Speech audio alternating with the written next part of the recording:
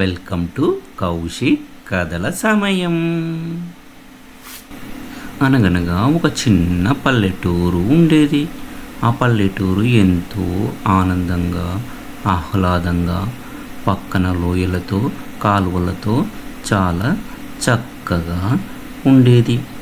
అందులో కౌశిక్ అనే ఒక చిన్న అబ్బాయి ఉండేవాడు. తనకు ఒక చిన్న ఆవు దూడ ఫ్రెండ్గా ఉండేది. ఒకరోజు ఆ ఆవు దూడ ఎక్కడికో తప్పిపోయింది అడవిలోకి. తను ఎక్కడికి వెళ్ళిందో తను మర్చిపోయింది.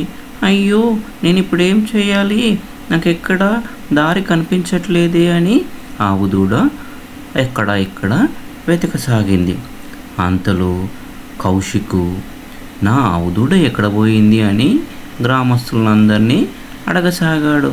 ఎక్కడ వెళ్ళింది నా ఆవు దూడ, ఎక్కడ వెళ్ళింది నా ఆవు దూడ అంటూ ఇక్కడ పరిగెత్తసాగాడు. కానీ తనకు ఎక్కడా కనిపించలేదు. ఆవు దూడనేమో అడవిలో ఒక చిన్న పెద్ద లోయ దగ్గర చేరుకుంది. తనకు ఎక్కడా చూసినా ఎవరు కనిపించట్లేదు.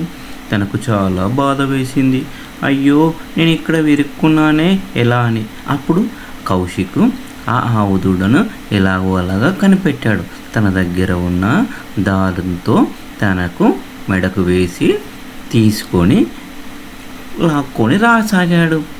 అప్పుడు ఆ కౌశిక్ను చూసి గ్రామస్తులంతా చాలా సంతోషంతో చప్పట్లు కొట్టి అతనికి గ్రామంలోకి వెల్కమ్ చెప్పసాగారు. కౌశిక్ చేసిన పనికి గ్రామస్తులంతా ఎంతో సంతోషపడ్డారు. కౌశిక్ కూడా తన చిన్న నేస్తమైన నందినితో చాలా సంతోషంగా ఆడుకోవడం మొదలుపెట్టాడు. చూసారా కౌశిక్ తెలివి ఎలా ఉన్నాదో, అంత చక్కటి నందినిని కాపాడసాగాడు.